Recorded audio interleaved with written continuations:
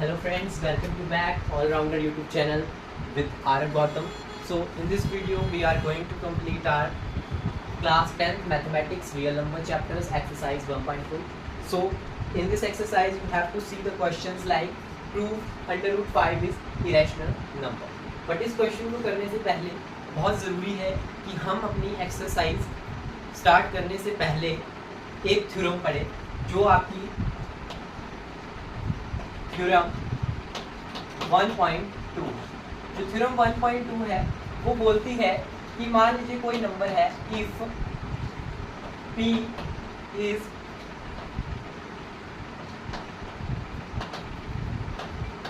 Prime number. अगर आपके पास कोई नंबर है p और वो प्राइम नंबर है देन p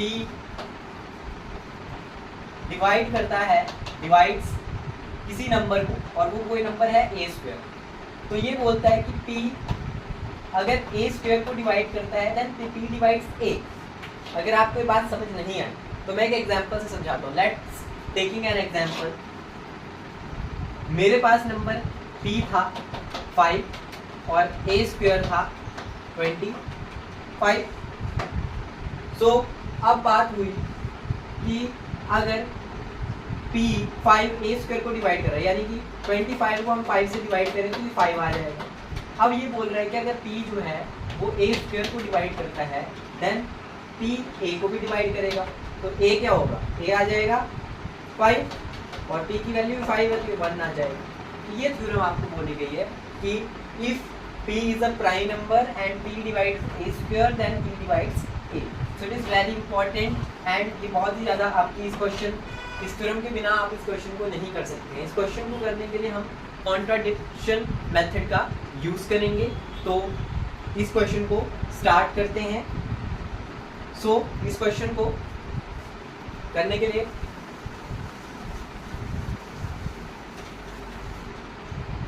सबसे पहले कॉन्ट्राडिक्शन क्रिएट करनी है तो मैं लिख रहा हूँ let us assume that under root 5 is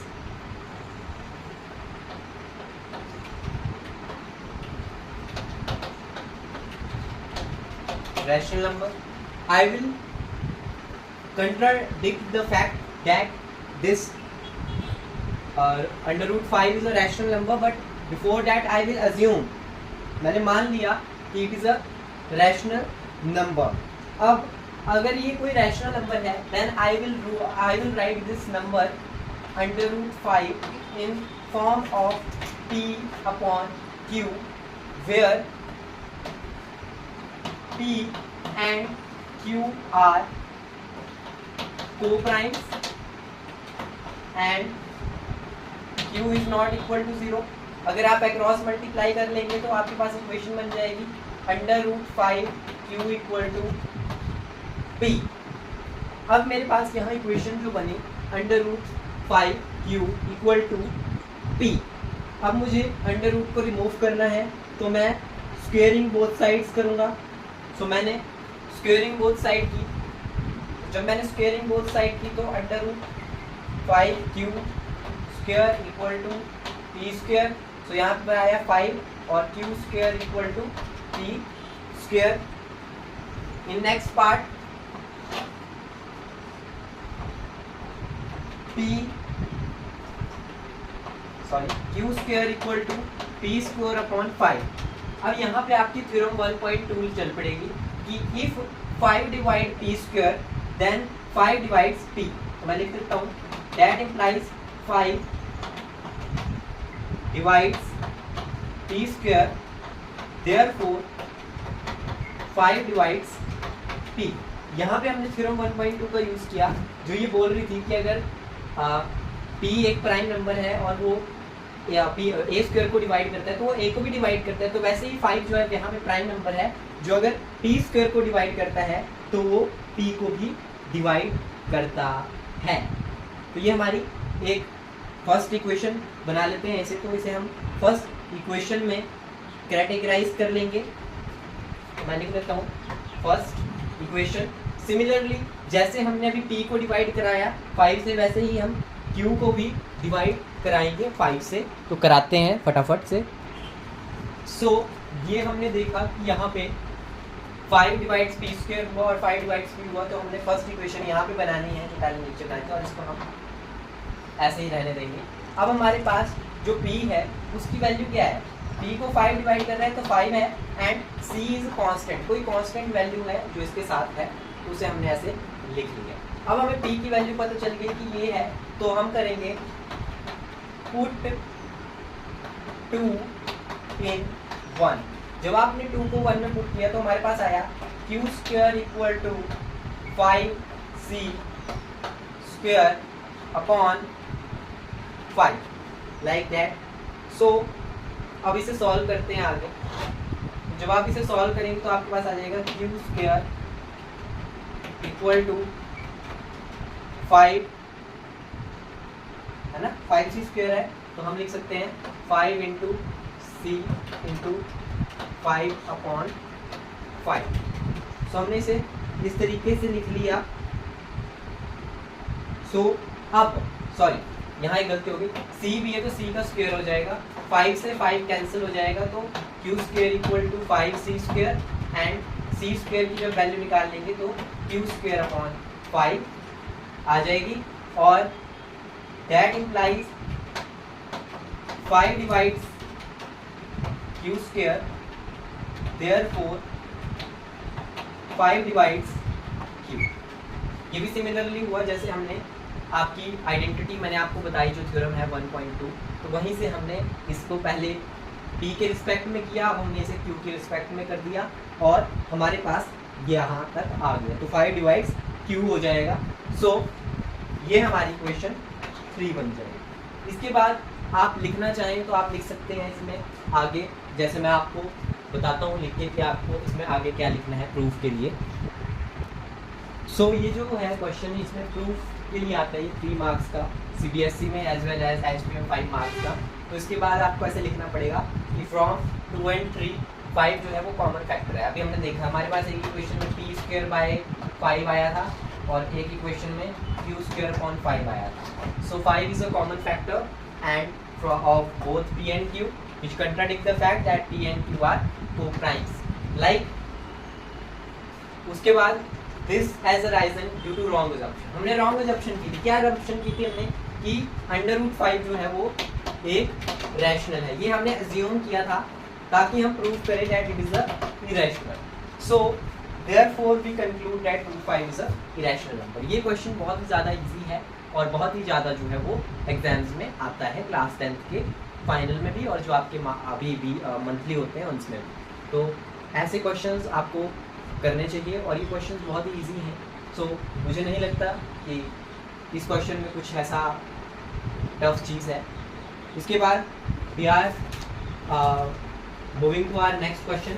बाकी जो हैं क्वेश्चंस इसी टाइप के हैं और एक टाइप इसमें और बचता है वो कर लेते हैं और फिर हमारी एक्सरसाइज जो होगी 1.2 वो कंप्लीट हो जाएगी।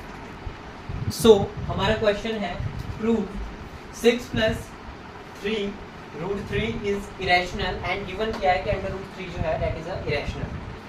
इस क्वेश्चन को कैसे करेंगे? इस क्वेश्चन के लिए हमें दोबारा से कंट्राडिक्टिव मेथड का यूज़ करना है, जिसमें हमें सबसे पहले वही लिखना पड़ेगा कि let us assume that 6 + 3 √3 is rational number, or if it is a rational number then I will write this number in this form of p by q, where p and q are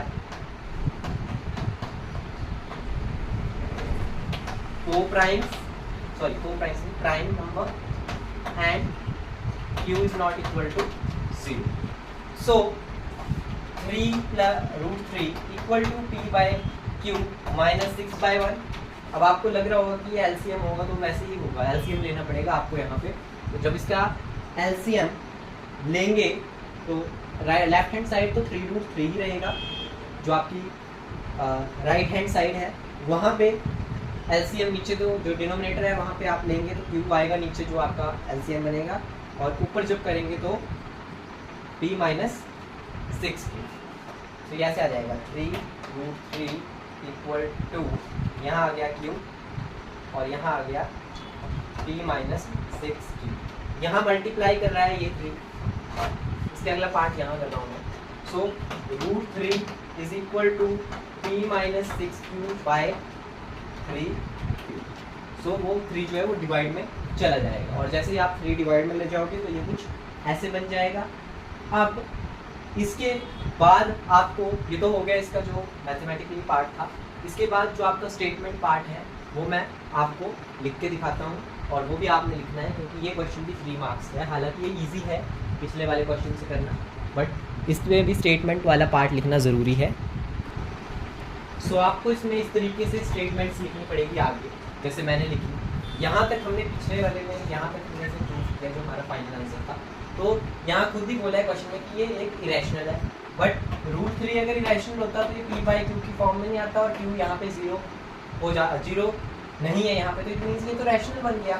और हमें पता है कि ये तो एक irrational value है, और ये क्वेश्चन में गिवन है कि √3 is irrational, it is given you in this question. So हमने ऐसे स्टेटमेंट लिखी कि it gives that √3 is rational which is wrong as we know that √3 is irrational number। अगर हमें पता है √3 जो है वो irrational number है, बट हमारा जो आंसर आया वो एक रैशनल नंबर आ गया, so it is a wrong. So this has arisen due to wrong assumption, हमने गलत अजम्पशन किया जिसकी वजह से ऐसा अराइज हुआ। As 6 + 3√3 is rational number and therefore we conclude that 6 + 3√3 is a rational number. तो ये एक इरेशनल नंबर है। और एक और तरीका है वैसे क्वेश्चन पूछने का, कई बार ये क्वेश्चन ऐसे नहीं पूछते जैसे यहाँ पे अभी मैंने 2 टाइप्स के कराए, एक तीसरा टाइप और है क्वेश्चंस को पूछने का। कई बार ये क्वेश्चन कैसे पूछेंगे, ये बोलेंगे कि आपने √7 माइनस √5 को प्रूव करना है इरेशनल। तो इसे कैसे करेंगे, इसे प्रूव करने के लिए आप या तो 7 को इरेशनल प्रूव कर दो या 5 को इरेशनल कर दो, क्योंकि अगर एक नंबर आपने प्रूव कर दिया कि एक नंबर इरेशनल है तो हमें पता चल जाएगा कि इरेशनल नंबर से हम किसी को सब्ट्रैक्ट करेंगे तो जो डिफरेंस आएगा वो भी क्या आएगा, एक इरेशनल नंबर ही आएगा। और यहाँ पे हम √7 को करेंगे, ठीक है।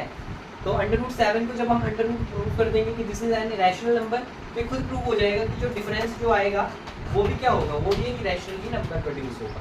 सो इस टाइप का भी क्वेश्चन आता है। एंड मैंने आपको इस एक्सरसाइज में हर एक क्वेश्चन जो है, हर एक टाइप का क्वेश्चन जो भी है, जो कि CBSE में आया है या PYQs है, वो सारे सभी क्वेश्चन आपको पूरे ठीक से करवाए। And thanks a lot to watch my YouTube channel all rounder. So please like, subscribe and comment your queries in comment section, and soon I will upload my video on the next topic, next chapter, polynomials. So thanks a lot of you everyone.